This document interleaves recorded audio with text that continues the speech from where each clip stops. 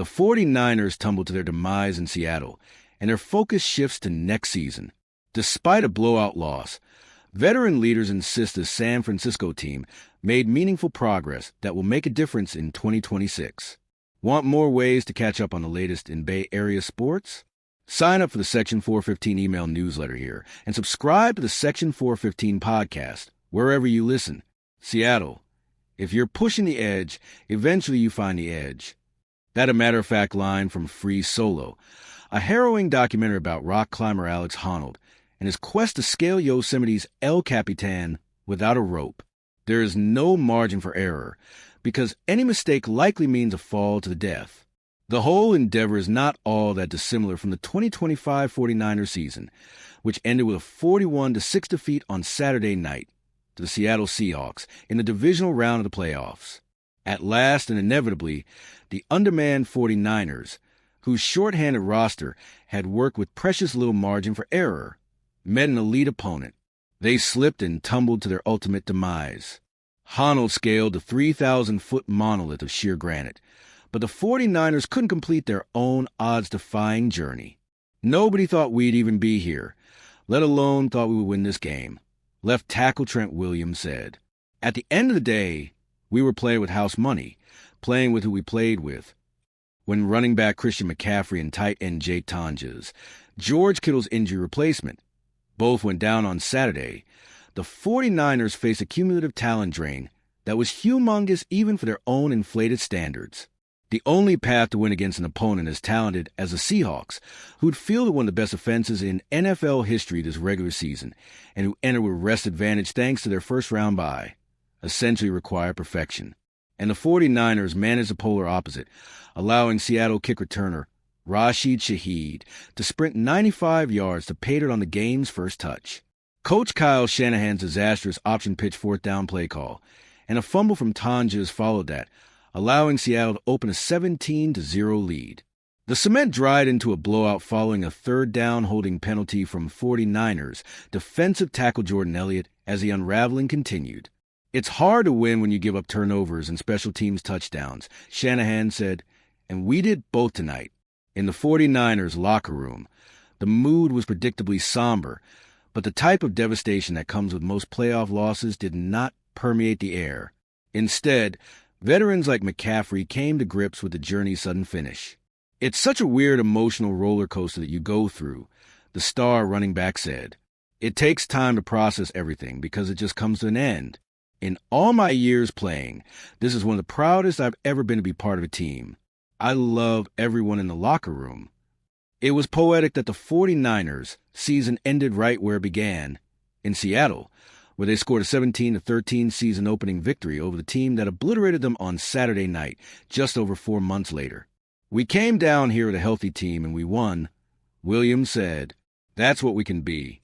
Obviously, when we're playing with guys off the practice squad and signing guys that you've taken off the street, you have to temper your expectations a little bit. Aside from offering a reminder of how much talent the 49ers had lost, the Seahawks are now Super Bowl favorites, and a mostly healthy 49ers team had actually statistically controlled the Week 1 game. The neat bookend underscored one of the season's biggest successes, the development of the 2025 rookie class. Rookie nickelback Upton Stout, especially, looked like a markedly more polished player Saturday than he was in Week 1, when 2 of his penalties helped keep Seattle afloat. Defensive tackles Alfred Collins and C.J. West also made huge strides over the same period, establishing foundations that should pair well with the returns of injured veteran stalwarts Nick Bosa and Fred Warner. A lot of the rookies will be household names soon, Williams said. Obviously, tonight sucks, but it's not the end for us. Warner sat relaxed at his locker with his feet kicked forward after the game.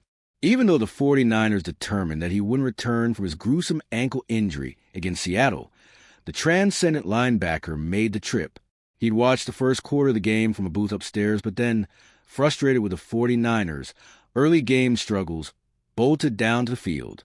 As soon as that first quarter happened, Warner said, I said there was no way I was going to not be on the field to help. So Warner, who nearly completed what would have been a stunningly fast return from his October 12th ankle fracture and dislocation, finished the season, defined by its off-season roster reset and resilience in the face of injuries, as a player coach on the field. Like so many of his 49ers teammates, Warner maximized the opportunity at hand.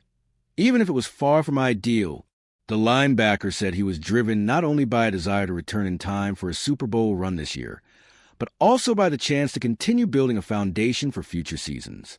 It's significant that Warner, Bosa, and many others are set to return in 2026 to complement Brock Purdy. The 49ers quarterback and most important piece again played well, but never had a chance with such a depleted arsenal of weapons against Seattle. Don't forget that the 1986 49ers suffered a similar-size whipping, 49-3, in the playoffs at the hands of the New York Giants. The loss didn't impede those 49ers for long. They returned in 1987 with perhaps the best team in football.